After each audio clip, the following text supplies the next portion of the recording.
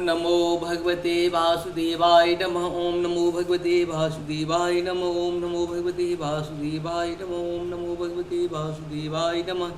एकुंदे दुसारथबलाय सुवस्विताया विना वर्दंडित्राया श्वेत पद्माष्टया ब्रह्माचु संक्री शामांग पातु सरस्वती भगवती निषेधन। ओम श्री परमात्मन ओम श्री परमात्मन ओम श्री परमात्मन। जय हिंद जय भारत। आप सबका स्वागत है। मैं राम नरेश आपसे निवेदन करता हूँ चैनल को सब्सक्राइब करें, लाइक करें, शेयर करें। सत्य के साथ, सनातन के साथ, धर्म के साथ, विचार के साथ, विवेक के साथ, बुद्धि के साथ, विश्वास के साथ, परंपरा के साथ, विरासत के साथ और संस्कृति के साथ, सभ्यता के साथ, संस्कार के साथ, पृथ्वी के साथ, अग्नि के साथ, जल के साथ, समुद्र के साथ, सूर्य के साथ, चंद्रमा के साथ हम लोग प्रत्यक्ष परोक्ष रूप से कभी न कभी किसी न किसी रूप में जुड़े हुए रहते हैं। तन मन धन से अपने शास्त्र, अपने धर्म की रक्षा करने की अपने प्राणों की आहुति दे दें, क्योंकि हमारा जीवन धर्म के लिए है। धर्म एक था, एक है और एक ही रहेगा, दूसरा धर्म हो ही नहीं सकता है। राक्षसों का भी अपना धर्म होता है, देवों का भी अपना धर्म होता है। तो आप किस धर्म में जाना चाहते हैं? राक्षसों के धर्म में जाना चाहते हैं कि देवों के धर्म में जाना चाहते हैं? आपको खुद डिसाइड करना पड़ेगा ये बात। आज हम लोग शुरू करते हैं श्रीमद् भागवत गीता के श्लोक, पहले संस्कृत में और बाद में हिंदी में। संस्कृत और हिंदी में सुनेंगे और इसका लाभ उठाएंगे। और जय हिंद जय भारत में संपूर्ण गीता का 18वां अध्याय पूर्ण किया हुआ है संस्कृत और हिंदी में। साथ साथ दुर्गा सप्तशती का 13वां अध्याय के साथ साथ अर्गला, कील, कवच, क्षमा, प्रार्थना, आरती सब पूर्ण किया हुआ है। जय हिंद जय भारत में इस सब का कहीं न कहीं आप लाभ उठाएं और आप लोग अपना जीवन को सफल बनाएं। हम रहें या ना रहें, राष्ट्र रहनी चाहिए। हम रहें या ना रहें, ये परंपरा रहनी चाहिए। हम रहें या ना रहें, धर्म रहनी चाहिए। हम रहें या ना रहें, सत्य रहनी चाहिए। हम रहें या ना रहें, सनातन रहनी चाहिए। हम रहें या ना रहें, धर्म रहनी चाहिए। धर्म एक था, एक है और एक ही रहेगा। धर्म कभी दूसरा हो ही नहीं सकता है। शुरू करते हैं।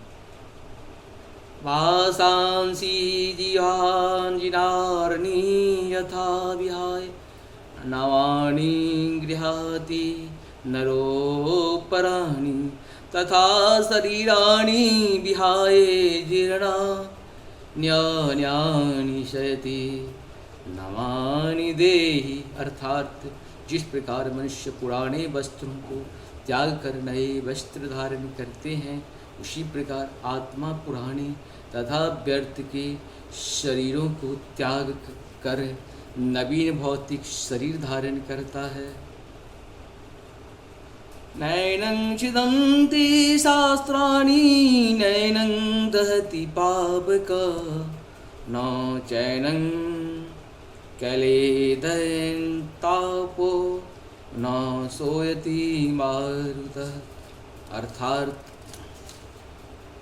यह आत्मा ना तो कभी किसी शस्त्र द्वारा खंड खंड किया जा सकता है, न अग्नि द्वारा जलाया जा सकता है, न जल द्वारा भिगोया जा सकता है, वायु द्वारा सुखाया न वायु द्वारा सुखाया जाता सकता है। अच्छेद्योऽयं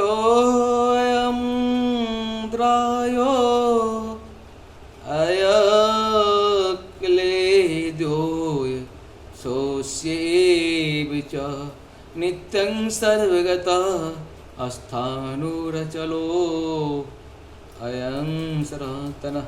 अर्थात